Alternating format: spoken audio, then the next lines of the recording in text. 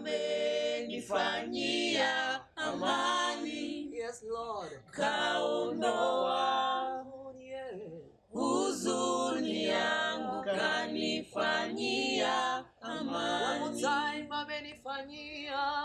Amenifanyia amani. Amenifanyia. Amenifanyia amani. Kaondoa huzuni yangu, kanifanyia amani. Today I have this chain. This represents bondage. This represents lack of independence. So when you say that you are under chains, it means that you are under slavery. But today I'd like us to talk about a particular slavery that we may find ourselves in, a particular bondage that we may find ourselves in, and that is bitterness and anger. Bitterness and anger. You know, when you're angry or when you're bitter, you become so much into that bondage of those emotions that you start reacting in accordance to the way the emotions direct you. And probably the way you respond is not exactly how you would want to respond. But because you are under chains of slavery, under chains of bitterness, you find yourself acting in a very weird way. And you lack peace in your heart. This bondage of bitterness and anger makes you lack peace in your heart. So what are you supposed to do? So I'd like us to start the first section about forgiveness today. What is forgiveness? To forgive is to let it go. To forgive is to pardon.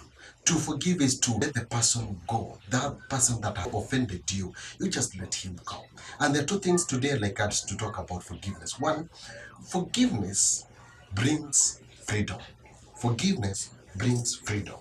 In Hebrews chapter 12 verse 14 to verse 15, it says, make every effort to live in peace with all men and to be holy. Without holiness no one will see the Lord.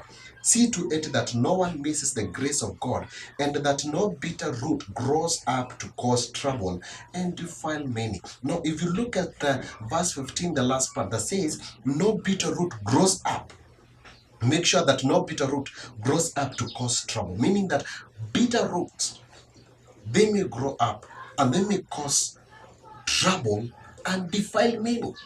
When you act out of bitterness, so many people may hurt, even those people that actually did not offend you. And we have seen this, and especially when it comes to family violence. We've had people killing each other, and other people, maybe the neighbors or even the children, they become victims of a violence between a husband and a wife who decided, one of them decided to act. And when you decided to act out of being a bondage of bitterness, then others are affected the same. But one way of living, of having peace in your mind, one way of having peace in your heart, one way of living in peace with everyone else is to let it go. Whenever you are offended, you let it go. It is not easy, I understand. But when you let it go, when you actually forgive, you become free. You become free of all that bitterness. You become free of all that bondage. You become free from the chains. And now you can act in peace. And now you can live dependent on yourself, on your own sober decisions. Forgiveness frees us from the bondage of anger and bitterness. But second thing, forgiveness starts with you. You must decide to forgive. It is not really about other people.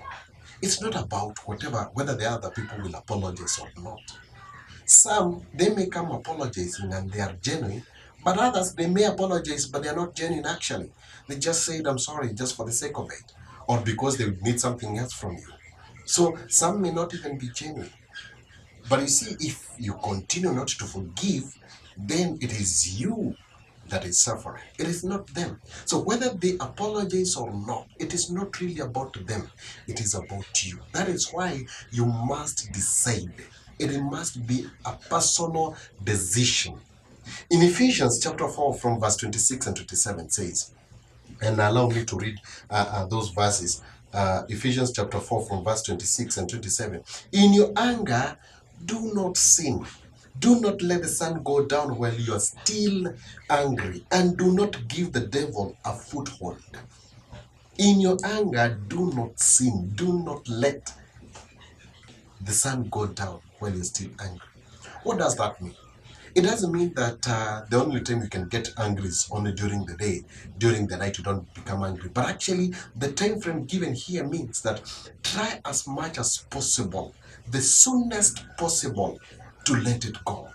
Do not live in anger and bitterness. When you do that, you give a room to the devil, the Satan, the evil one, who will take advantage of that and will make you make decisions that are actually not sober, decisions that you will regret later.